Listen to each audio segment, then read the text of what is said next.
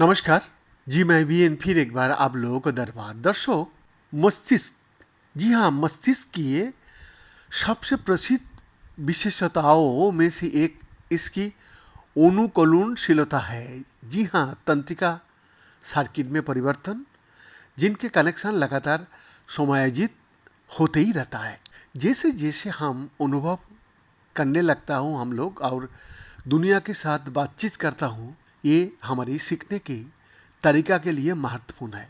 लेकिन ज्ञान और यादों को बरकरार रखने के लिए सर्किटरी के कुछ हिस्सों की इस निरंतर परिवर्तनों के प्रति प्रतिरोधी होना चाहिए। एमआईटी के McGovern institute for brain research के अन्वेषक और तंत्रिका विज्ञानी मार्क हनेट कहता है, मस्तिष्क ने स्थिरता और लचीलापन के बीच संतुलन बनाने का एक तरीका खोज लिया गया ताकि आप नई बातें सीख सके और जीवन भर याद रख सके। सेल रिपोर्ट्स में प्रकाशित शोध में हार्नेट और उनकी टीम ने दिखाया कि कैसे व्यक्तिगत न्यूरॉन्स इस महत्वपूर्ण दूध के दोनों मार्गों में योगदान दे सकता है। जी हाँ, मस्तिष्क के संवेदी प्रांतस्था में पिरामिडल न्यूरॉन्स के माध्यम से संचार करने वाली सिनाप्स का अध्ययन करके उन्होंने सीखा है कि कैसे कोशिकाएं दुनिया के कुछ सबसे बुनियादी विशेषताओं के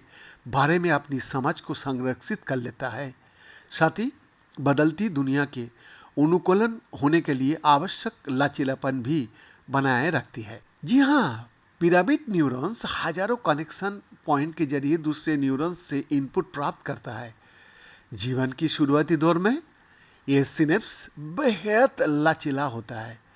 जैसे जैसे युवा जानवर दृश्य जानकारी ग्रहण करता है और उसे समझना सीखता है, उनकी ताकत भी बदल सकती है। ज़्यादातर वयस्क होने तक अनुकूलनीय बने रहता है, लेकिन हॉर्नेट का टीम ने पाया कि जब जानवर 1 महीने से भी कम उम्र का होता है तो कुछ कोशिकाओं के सिनेप्स अपना लचीलापन खो देता है। स्थिर और लचीले दोनों सिनेप्स होने का मतलब है कि ये न्यूरॉन्स लचीले तरीकों से दृश्य जानकारी का उपयोग करने के लिए विभिन्न स्रोतों से इनपुट को जोड़ भी सकता है।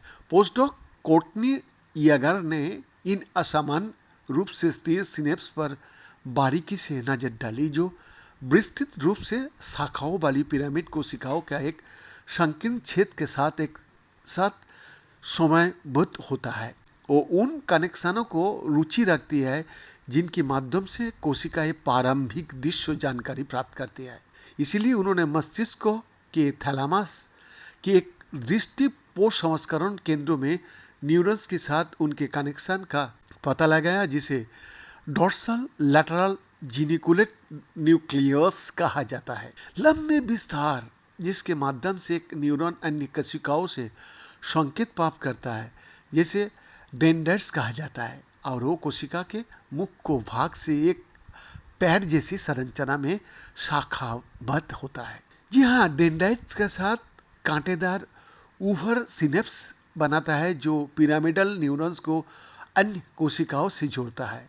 यागर के प्रयोगों से पता चला कि DLGN से सभी कनेक्शन पिरामिडल कोशिकाओं के एक परिभाषित क्षेत्र की ओर ले जाता है। जी हाँ, ये तंग बेड जिसे वो डेंड्राइटिक पेड़ के तने के रूप में वर्णित करती है। बीएन का एक्सक्लूसिव रिपोर्ट।